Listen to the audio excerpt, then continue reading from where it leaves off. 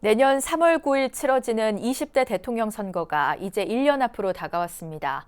대선을 1년 앞둔 시점에서 대권 지형은 이재명 지사와 이낙연 대표 등 여권 주자들이 선두를 달리고 있는 반면 야권에서 두 자릿수 지지율을 찾아보기 어려운데요. 이런 가운데 반문연대 구심점으로 부상한 윤석열 전 검찰총장의 행보가 초미의 관심사로 떠올랐습니다. 전영신 기자가 보도합니다. 당대표 임기를 마친 이낙연 더불어민주당 전 대표는 선대위원장으로서 재보선을 총지휘하며 승기를 잡는 데 집중한다는 계획입니다. 이재명 경기지사를 추격하는 입장에서 보궐선거에서 승리하면 반등의 계기를 마련할 수 있기 때문입니다. 앞으로 저는 문재인 정부의 성공적 마무리와 대한민국의 발전을 위해 제가 어느 곳에서 무엇을 하든 저 역할과 책임을 다하겠습니다. 독주를 거듭해온 이재명 지사는 당내 경선을 통과하기 위해선 이른바 친문 진영의 선택을 받아야 하는 숙제를 안고 있습니다. 이 지사는 문재인 대통령을 지킬 사람은 자신이란 점을 내세우는 한편 기본소득, 기본주택 등 국민적 이슈가 되는 정책들을 밀고 나가며 지지율 수위를 지키고 있습니다. 코로나19 방역에 집중하고 있는 정세균 총리는 늦어도 5월 초 사직할 것으로 보이지만 아직 이렇다 할 존재감을 보여주지 못하고 있습니다.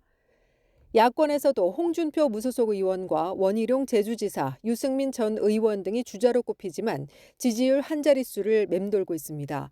국민의힘은 대선에 앞서 서울시장 보궐선거에 사활을 걸고 있지만 오세훈 후보가 아닌 안철수 후보로 단일화해 승리할 경우 당의 존립 여부가 불투명해지면서 보수 재편 요구가 거세질 전망입니다. 서울시장 선거가 야권 승리로 끝나게 되면 그러면 그 다음이 바로 1년도 안 남은 대선이 눈앞에 있지 않습니까? 이길 수 있는 방법으로 여러 가지 재편이 가능할 수 있겠죠. 이처럼 제3지대 보수 재편이 현실화할 경우 구심점으로 급부상한 인물이 윤석열 전 검찰총장입니다.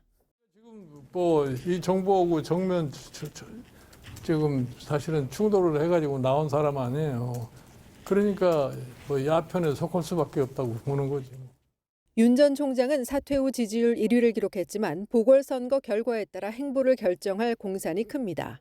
서울시장 보궐선거 결과에 따라서 행보가 결정이 되겠지만 기본적으로는 제3지대에 있다. 만약에 안철수 서울시장이 탄생한다면 안철수 윤석열 연대로 윤석열 대권론이 나오게 되고요. 황교안 전 대표나 김종인 국민의힘 비대위원장 역시 대권 의지가 끊임없이 회자되고 있어 어떤 행보를 꾀할지도 관전 포인트입니다. 대선 D-1년 어느 진영의 어느 후보가 민심의 시대적 요구에 부응해 국민과 시절 인연을 맺게 될지 정치권의 야단 법석이 시작됐습니다. 청와대에서 BBS 뉴스 전영신입니다.